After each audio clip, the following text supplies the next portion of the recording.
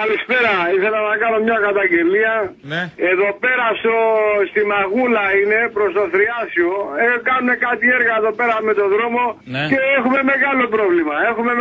Αργούν να τελειώσουν. Προχτές τους έσπασε και ένας αγωγός. Τρέχανε νερά. Δεν μπορεί να γίνει κάτι.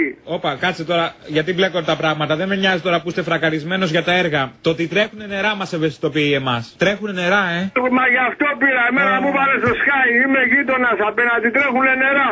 Πηγαίνετε με ένα κουβά να μαζέψετε. Μπορείτε να σφουγγαρίσετε με αυτά, να κάνετε κάτι. Μην πάει χαμένο τόσο νερό. Καλό, δεν είναι όχι κουβά. Είναι πολλά τα νερά. Έχει σπάσει αγωγός. Πήγαινε με λεκάν, τι να πω. Καλά, μαλάκας είσαι. Καλά τώρα τα ρωτάνε αυτά. Και σε ποιον πήρα.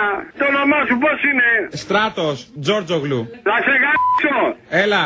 Λοιπόν, έναν υπεύθυνο δες μου. Το νερό να μαζέψεις. Άντε ρε φτώχη, μα γαμίσου, γαμίσου.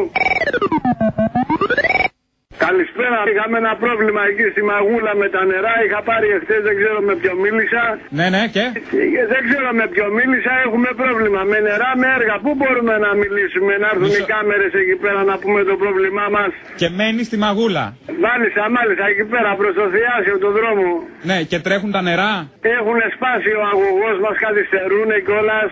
Ναι. Έχουμε μεγάλο πρόβλημα εκεί πέρα. Είχα πάρει και χτες. Ναι, το θυμάμαι που είχατε πάρει. Δεν ξέρω με εσάς, είχα μιλήσει.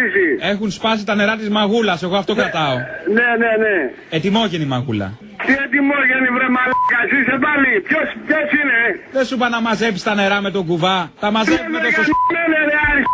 Τόσες προτάσεις κάνουμε. Μου κάνεις πλάκα, εμείς έχουμε πρόβλημα εδώ πέρα. Δεν θα πάει σταγόνα νερό χαμένη, τα λέει ο Σκάι. Άρε